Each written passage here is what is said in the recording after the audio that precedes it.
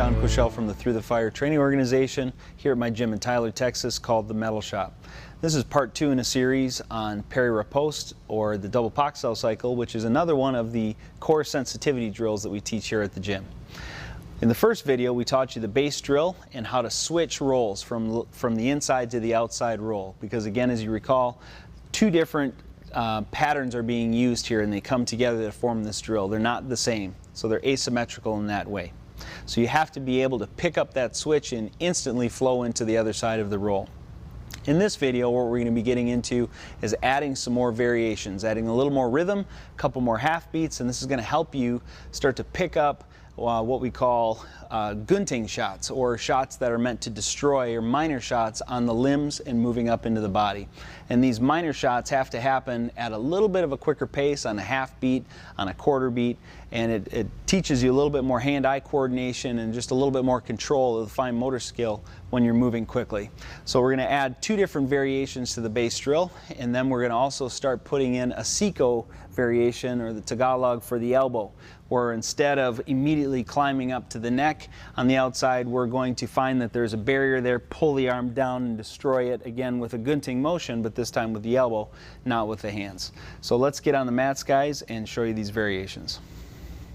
Okay, now let's look at a couple of different ways to make this a little bit more rhythmic, up your hand-eye coordination and your sensitivity a little bit more. Also like to look at sort of a combative application of where this is going to make a difference in your panantukan later on.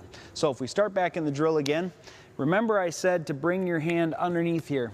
That's because if I'm here already, why wouldn't I just break his arm with an automatic motion here? And that's inherent here by just lifting up and torquing in. Now if I just use my footwork and twist my hips, this is going to very easily break. Oops, sorry, not doing who, bud. Come back here. It's going to very easily be able to break that because of my placement of my hand at or above his elbow, and because of my twist of my body, the hand automatically pulls that out. Okay? Another thing that I can do from here is the way this would look if I did this for real, if I wasn't doing it with rhythm for Daniel to be able to catch it, is as soon as I came to the outside here, I would be Koeshall and coming up and grabbing. As I pull him in, it allows me to grab the head and then follow up with an elbow shot here. Once again, I don't want to do that in the context of the drill because it ruins the flow.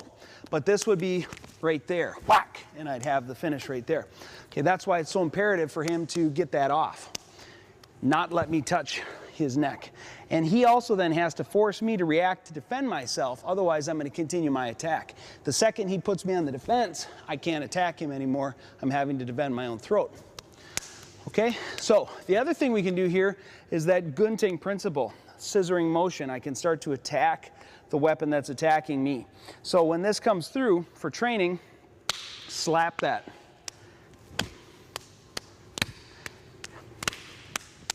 And you can hear that slight half beat or quarter beat there.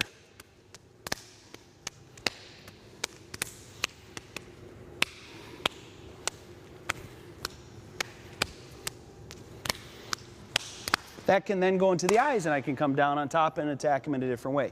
But if we stay back in the drill again, I can then make it even more rhythmic. 1, 2, 3. 1, 2, 3.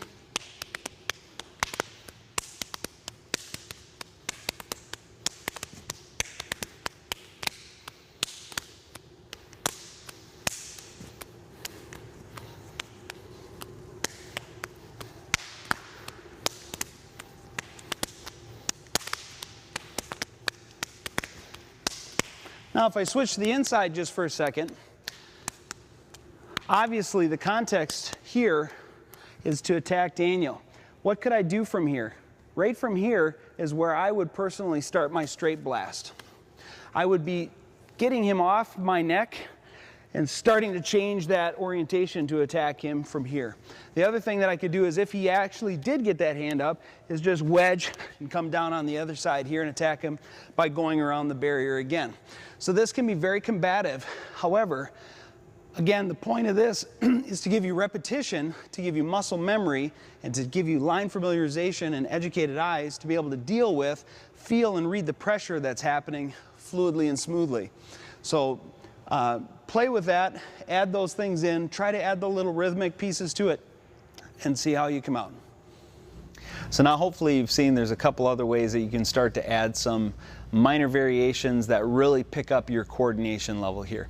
And as you saw, we did it with an open hand so as not to hurt each other, but you can also do it with a closed fist to start simulating actually hitting those shots in a realistic fashion. Again, take care of your partners.